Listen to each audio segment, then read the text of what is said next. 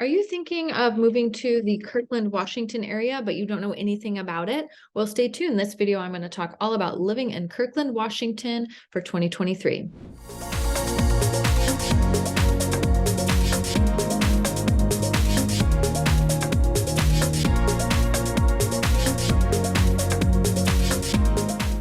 Hey everybody, my name is Tova Williamson. I am a local real estate agent in the Seattle metro area, and on this channel, I shoot tons of videos of what it's like to live in the Seattle area. So if those are videos you want more of, go ahead and subscribe to my channel and click that little bell so you'll be notified every time a new video comes on. We honestly get reach outs all the time from people moving to the area. We absolutely love hearing from you, but we can't help unless you call. So give us a call, email, text. We got your back when you're moving to Seattle. Okay, so today we're talking about Kirkland, Washington. So Kirkland is a city that's just northeast of downtown Seattle. It sits just north of Bellevue. It's one of the only cities on the east side that has their downtown that's like right on the water, which you can see in my backdrop here. So that's just a big draw to the area. I think their downtown is really cute, kind of beachy, more just like relaxed vibe. Ton of really good restaurants, shops down there. You've got your more local small time restaurants with like popular famous chefs. And then you've got more of like the just chain, like local chains that everybody knows and is familiar with. So it's a really great downtown area. There's tons of outdoor recreation. Let me just pull up a map here for you. You see Seattle here, Bellevue here, and then Kirkland is just north of that. That sits right on Lake Washington. And then if we zoom on in, you can see this is the downtown area, and there's a little park right here. Like I said, they have a ton of parks, like a ton of parks on the beach, which is really nice. All around up here, down here. And then you've got Bridle Trail State Park, which is a really popular park. There's stables there, like an equestrian community. So if you're into horses and horseback riding, Bridle Trail State Park is a great spot to go. You don't only have to ride a horse, like you can walk and ride bikes and stuff as well, but it's just a really great park. One thing to note, if you do go to Bridle Trail State Park, you have to have a Discover Pass to park there. Since it's part of the state park, you have to have the special pass to get in. I mean, you don't have to, otherwise you just have to pay for parking. So it's definitely worth getting that pass if you are going to be going to the parks a lot, like, because it's good for any Washington state parks, and it's only like $20 or something. You can get it when you register your vehicle, like get your new license plates, you can add on the Discover Pass and they just send it with it. So totally worth it. I think it's, I don't even remember, maybe like 20, $25. So totally worth it, especially if you're going often to different parks and you like that outdoorsy lifestyle. So Kirkland definitely offers that, a bunch of parks, great outdoor activities, very beachy vibe. They have a big mix of smaller businesses and then more large companies too. Like there's a lot of aerospace technology there. So you can find, like, if you're lucky, you can find a good job in Kirkland and not have to commute into Seattle or Bellevue. So it's kind of a good mix.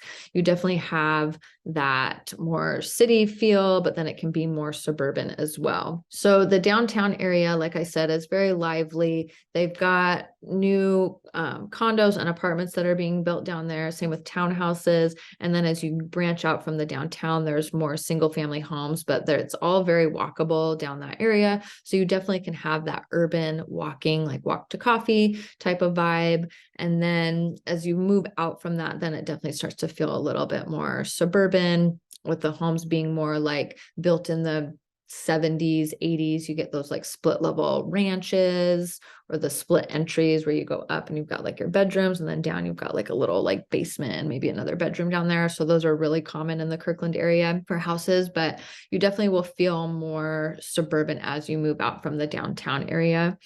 I'm going to pull this share screen up here one more time just to show you some of the different neighborhoods. So we've got downtown here. Rose Hill is another really popular area. It's an older neighborhood where you'll find, like I said, more of those like split level houses. There is some new construction going on. Like people will sometimes just like demolish a old house and build some new construction.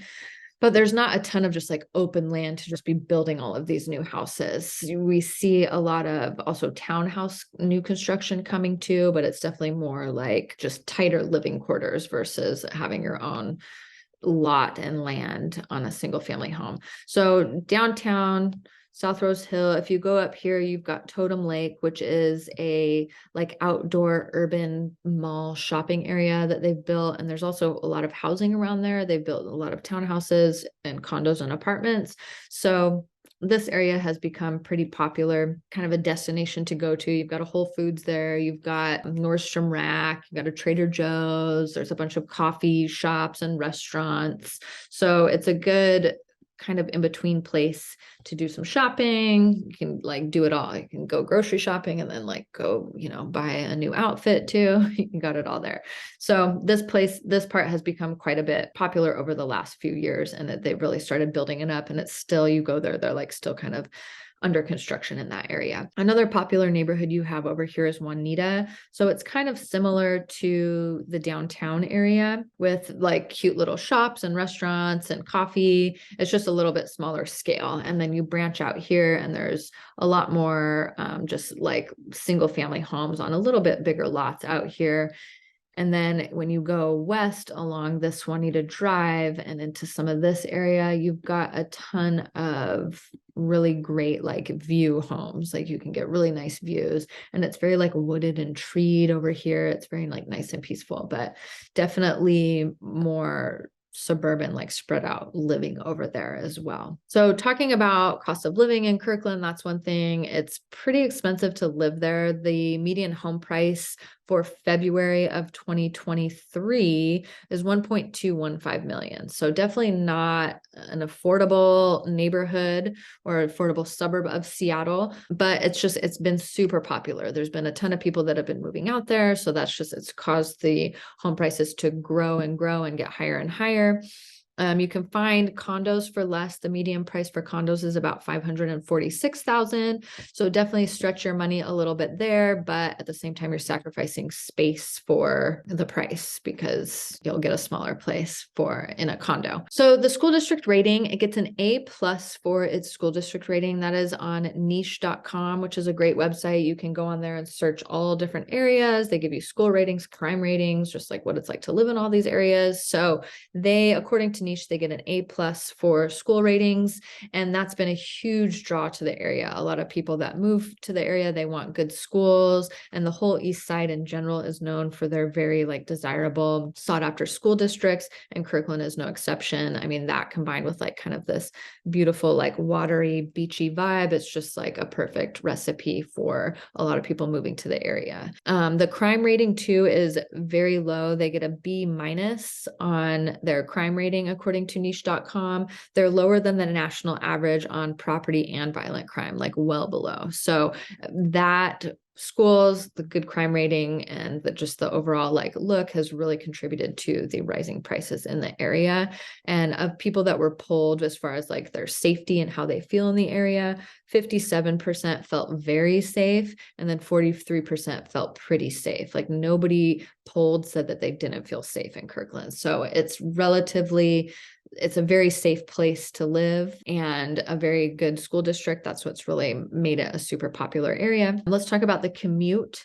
That's one thing. If you're moving to Kirkland and you're working either downtown Seattle or downtown Bellevue, you'll have to commute. Pull up the map. We've got Kirkland here. So if you're going into Seattle, you're going to have to so 405 is right here. This is like notoriously terrible freeway. It's like always backed up. They have this carpool lane that's a tolled lane that you can drive in for part of it. It's like $1, and sometimes that's totally worth it to not have to sit in traffic, but you're going to be dealing with 405. Even if you work in Bellevue, it's not too bad of a commute into Bellevue, maybe like 20 minutes or so. But getting over to Seattle it can take like 30 minutes, 45 minutes, just depending on traffic.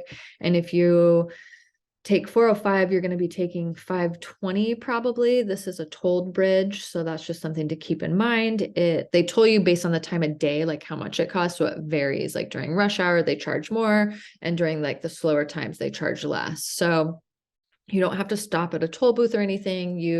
They either scan your license plate and they'll mail you a toll ticket. But if you're going to be driving that constantly, like if you're commuting every day, I highly recommend getting the good to go pass. It's like this little sticker that you put on your windshield, and then the cameras just scan that and like take it out of your good to go account. And if you have that good to go pass, you get a discount on the tolls too. It's like $2 cheaper than the regular like mail-in rate too. So if you're going to be commuting into Seattle often or just driving that way often, definitely worth getting that good to go pass, because it can save you quite a bit of money over time. So that's one route into Seattle. Otherwise, you can take 405, depending on where you work too in Seattle. You can cross over here on I-90, which is not a tolled bridge. So a lot of people tend to like go towards I-90 just because it's not tolled, but then that can like be worse in traffic because more people go that way because they don't want to pay the toll. So sometimes like maybe it's worth it to pay a couple bucks to not have to deal with as much traffic. So that's what we're looking at the commute. One thing to note too, over in Kirkland, it's a pretty good like central area. You're close to Bellevue, fairly close to Seattle. And then if you want to like get out into the mountains, it's very easy to get over there. You just like cruise through Redmond and then you're like in the mountains and in nature. So it's a pretty good like in between place. That's one thing to note as well. Some people, Redmond's right here. Some people work at Microsoft, and Microsoft is based out of Redmond. A lot of people who work at Microsoft also live in Kirkland, and it's a super short commute on into the Redmond campus if you're working at Microsoft. So that can be a good place to live too. So overall, Kirkland's just like a really cool, like laid back kind of beachy feel like we see here. Super popular, great schools, good safety ratings, tons of activities to do, great parks. It's just an overall really great place, and it's gotten really popular over the last several years. So moving to Seattle can be tough, or moving to a new place in general can be really tough, especially if you don't know what you're looking for or what you're doing. So that's why we're here. We're happy to help, but we can't help unless you call. So give us a call, email, text. We got your back when you're moving to Seattle.